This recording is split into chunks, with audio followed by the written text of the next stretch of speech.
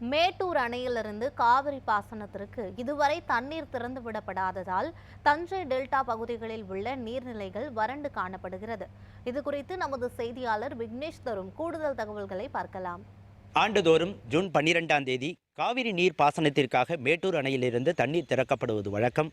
இதுநாள் வரை மேட்டூர் அணையில் போதுமான நீர் வரத்து இல்லாததால் தற்போது வரை அந்த மேட்டூர் அணையானது திறக்கப்படவில்லை. குறிப்பாக தஞ்சை டெல்டா மாவட்ட பகுதிகளான கும்பகோணம், திருவிடைமருதூர் சுற்றுவட்டார பகுதிகளில் ஆறுகளில் போதுமான அளவு தண்ணீர் வரத்து இல்லாததால் அந்த இருக்கக்கூடிய நீர்நிலைகள் பெரும்பாலும் வறண்டு காணப்படுகிறது. குறிப்பாக தஞ்சை மாவட்டம் கும்பகோணம், திருவிடைமருதூர் சுற்றுவட்டார பகுதிகளில் உள்ள 500க்கும் மேற்பட்ட கிராமங்களில் உள்ள ஏரி, குளம், வாய்க்கால், குட்டைகள் உள்ளிட்டவற்றை முற்றிலுமாக வறண்டு காணப்படுகிறது. மேலும் மேட்டூர் அணையானது ஜூன் 12ஆம் தேதி திறக்கப்படும் என எதிர்பார்த்து பெரும்பாலான நீர்நிலைகள் தூர்வாரப்பட்டு தயார் நிலையில் இருந்தது.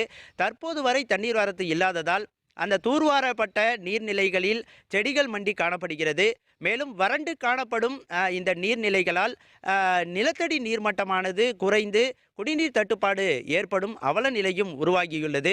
காவிரி ஆற்றை புனிதமாக எண்ணி பாதுகாத்து அதுக்காக ஆண்டுதோறும் ஒரு விழாவானது நடத்தப்படும். அந்த விழா தான் ஆடி 18 பெருவிழா. ஆடி 18 பெருவிழாவில் ஆறுகளில் நீர்வரத்து அதிகமாகி அந்த நீரை மக்கள் பயன்படுத்தி அந்த பூஜைகள் செய்து வருவது வழக்கம். ஆனால் இந்த ஆண்டு நீர்வரத்து இதுவரை இல்லாததால் ஆடி 18 பெருவிழாவும் கொண்டாடப்படுமா என கேள்வியும் எழுந்துள்ளது. மேலும் இந்த வறண்டு காணப்படும் ஆறுகள், குளங்கள், ஏரிகள் உள்ளிட்ட பகுதிகளில் மணல் திருட்டானது பெரும்பாலானது செயல்பட்டு வருகிறது. இதனால் ஆறுகளில் ஆங்காங்கே குழிகள் தோண்டப்பட்டு காணப்படுகிறது. இந்த குழிகளில் நீர்வரத்தின் போது மனித உயிர்கள் சிக்கி பலியாகும் நிலையும் உருவாகியுள்ளது. மேலும் காவிரி ஆற்றை, அந்த ஆற்று நீரை நம்பி பெரும்பாலான விவசாயிகள் கோடை சாகுபடி செய்து வருவது வழக்கம். இந்த ஆண்டு தண்ணீர் வரத்து போதுமான அளவு இல்லாததால் மின்சார மோட்டார் பம்புகளை கொண்டு விவசாயிகள் அந்த விவசாய பணிகளை மேற்கொண்டு வருகின்றனர்.